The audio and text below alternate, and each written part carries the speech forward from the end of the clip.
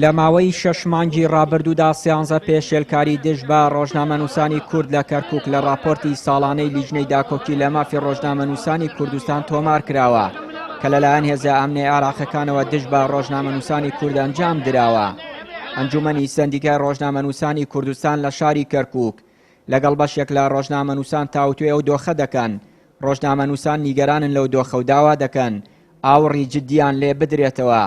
سەرۆکی لقی کەرکووکی سەندیکای ڕۆژنامەنووسانی کوردستان ئاشکرای کرد داواکاریەکانیان لە ماوەی ڕابردوودا بۆ باشکردنی دۆخی ڕۆژنامەنووسانی کورد لە کەرکووک ئەنجامی نەبووە.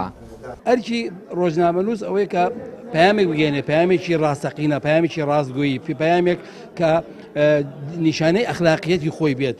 ئەوە ڕاستیەکانە کە ئەتوانیت دەری ببڕیت، بەڵام بەداخەوە نەلایەنی کوردیەکان نەلایەنی حکوومەت یعنی پاڕپشتی لێ ناکەن، یعنی تۆ بە وەکو دوژمندانین هەمیشە زۆر سەیر، یعنی کابراایەک تەنها پیشەیەک ئەو مایکەی جەنابەت کە بەدەستا تەنها ئەوە چەکەتە چەکی تۆ ئەوەیە، هیچ پەیوەندیکت پێوەنی ئەمە زەردەیان سوورە تۆ ئەتەوێ پەیامێک ڕابگەینی، بەڵام نە حکوومەت قبولیەکە، نە هەرێمی کوردستان قبولیەکە، نە حکوومەتی مەحەلی قبولیەکە.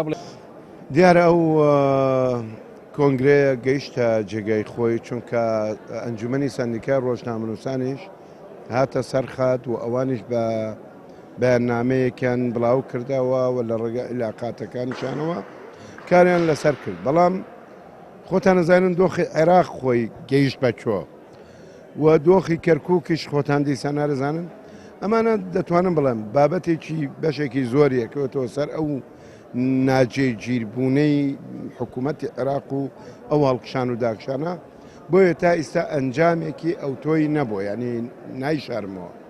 بەڵام دڵنیا بن و من خۆم دڵنیام ئەوە پەراوێز ناخرێت و ئەو داواکاریە کاری لەسەرەکرێت. لە ماوەی 2 ساڵی ڕابردوودا دایان پێشێلکاری دژ بە ڕۆژنامەنووسانی کورد لە کەرکووک لەلایەن هێزە ئەمنی عێراقیەکانەوە ئەنجام دراوە. سکرتێری لیژنەی داکۆکی لە مافی ڕۆژنامەنووسانی کوردستان دەڵێت ڕۆژنامەنووسانی کەرکووک پێویستیان بە ئاوردانەوەی جددی و بەپەلە هەیە. بە تایبەتی دوای دەرکردنی ئەم راپۆرتەوە ئەو پێشێلکاریانی کە بەدەستمان گەشت لە ماوەی ڕابردووە لە 6 مانگە بۆمان دەرکەوت کە بارودۆخی ڕۆژنامەنووسان لە کەرکووکە پێویستی بە ئاوردانەوەیەکی جددیتر هەیە. بۆیە ئێمە ئەم کارێکە ئەمڕۆ ئەم دیدارەی نێوان ئەنجومەنی سەندیکا و نەقیبی ڕۆژنامەنووسان و لیژنەی داکۆکی لەگەڵ ڕۆژنامەنووسانی کەرکووک هەنگاوێکی ئەو پلانەمان بوو کە با لە سەرەتاوە بچین لە بارودۆخەکە تێبگەین و بزانین گرفتەکان چییە و بزانین کەم و کوڕیەکان چیە و بزانین پێداویستیەکان چییە. لەمڕۆ ئێمە کۆمەڵک شتمان بۆ دەرکەوت ئەوە حتمما بۆ ئەمای کە ئەمڕۆ ئێمەوە ئەو زانیارانی کە پێشتر هەمان بووە ئەبێتە مادەیەک بۆ پلانی داهاتوومان و بە دڵنیاییەوە ئەڵێن هەنگاوی باشتر و پلانی باشتر و هەروەکو جەنابی نەقیب ئاماژەی پێکرد دیداری داهاتریش ئەبێت تاوەکو بە هەردوو لا بتوانین باری شانی ئەم ڕۆژنامەنووسانە لەو پێشێلکاری و ئینتیهاکات و ئیهانانەی کە ڕۆژانە پێیان ئەکرێ لە پێناو دەستکەوتنی زانیاریە کەم بکەینەوە. لە دوای ساڵی 2003 بارودۆخی ڕۆژنامەنووسانی کەرکووک بەگشتی و ڕۆژنامەنووسانی کورد بە تایبەتی لە بارودۆخێکی خراپ و مەترسیداردایە.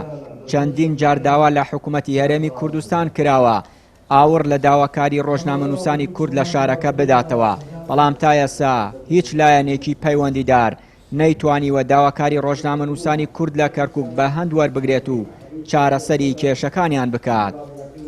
چیانووری کەناڵی ئاسمانی پەیام، کەرکووک.